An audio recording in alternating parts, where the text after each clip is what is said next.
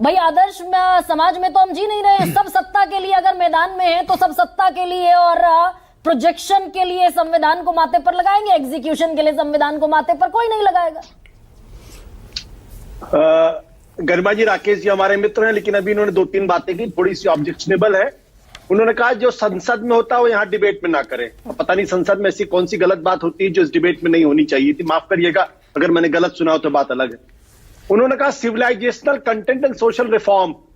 तो civilisational content का मतलब ये कहने का मतलब ये कि भारत के संविधान में मनुस्मृति को डाल दीजिए और सोशल रिफॉर्म का मतलब सती प्रथा को भी जोड़ लीजिए।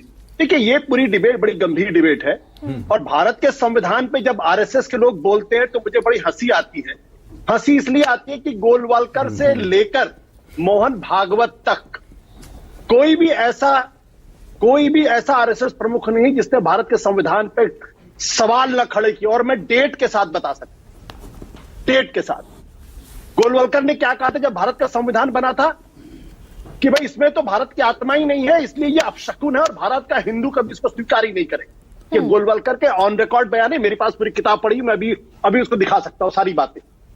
दूसरी बात, उनके बाद बाला साहब देवरा साहब, उन्होंने भी यही बात कही और उसके बाद रज्जू भैया बने आरएसएस के प्रमुख। 1993 में इंडियन एक्सप्रेस बाला साहब जी ने क्या कहा? मुझे आशुतोष जी, बाला साहब जी ने क्या कहा? नहीं, बाला साहब जी ने नहीं, एक बात आशुतोष जी, मैं भी जानना चाहता हूँ बाला साहब जी ने क्या कहा। ठीक है राकेश जी, एक सेकंड। बाला साहब जी ने तो कहा कि अस्पृश्यता को दूर करने के लिए सब कुछ करना चाहिए। बाला साहब जी ने ऐसा क्या कहा जो संविधान विरोधी है? मैं जानना चाहता हूँ। आप बताइए, आप ऐसे नहीं जा सकते। नहीं, ऐसे नहीं जाने दूंगा। आप रज्जू भैया ने संविधान पर क्या कहा, बाला साहब जी ने क्या कहा, मोहन भागवत जी ने क्या कहा, बताइए। यहाँ आप राइट डाउन आप डेट वाइज बताना चाहते हैं, बताइए। बिल्कुल नहीं, आपको बताना पड़ेगा। आपने कहा तो बताना पड़ेगा, नहीं तो माफी मांगिए। आशुतोष जी आप बताइए या माफी मांगिए, या डिबेट छोड़कर जाइए। राकेश जी डिबेट छोड़कर जाइए, माफी मांगिए या बताइए। Let him proceed. 3 विकल्प आपके पास है। ये दरअसल सबसे बड़ा सवाल में हम करते नहीं, जिसके आप नहीं, ये गलत बात है। पूरे राष्ट्रीय स्वयंसेवक संघ को आप कटघरे में खड़ा कर रहे हैं। इतनी बड़ी ताकत जो संविधान के साथ खड़ी है। आज संघ नहीं होता तो संविधान नहीं बचता। इमरजेंसी में हम नहीं होते तो देश का संविधान नहीं बताना चाहते हैं, कहना चाह रहे हैं भाई, कहना चाह रहे हैं। राकेश जी आशुतोष बता रहे हैं, उनको सुन लीजिए। Please carry on. सुनिए। हाँ बताइए। चूंकि पंजाब बॉक्स खोल ही दिया तो अब चलिए बात ही हो जाए। Ashutosh please carry on. हाँ बोलिए। दिल्ली पुलिस का रिकॉर्ड है जो क्या कहता है गोलवालकर के बारे में। बाला साहब देवरस पे भी आता हूं, सुन लीजिए अब इसको। दिल्ली पुलिस का रिकॉर्ड है, ये नेहरू मेमोरियल लाइब्रेरी में पड़ा हुआ। रिफरिंग टू मुस्लिम्स, गोलवालकर के बारे में, referring to Muslims, he said that no power on earth to keep them in Hindustan, they shall have to quit this country. ये गोलवालकर ये भारत के संविधान की बात करते हैं। वी मीन्स गलत क्या कहा? पार्टीशन के मुसलमानों को हम क्या कहते हैं देश में?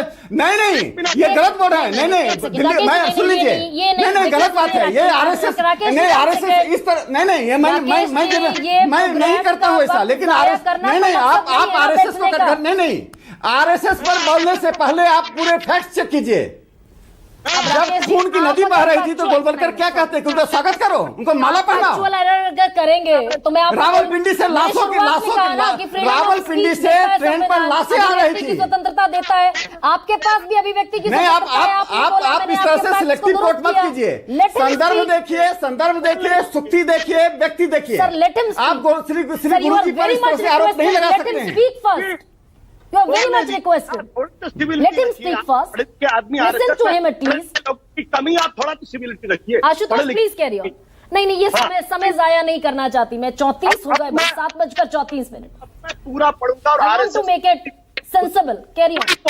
ध्यान से सुनिए। पुलिस के रिकॉर्ड क्या कहता है?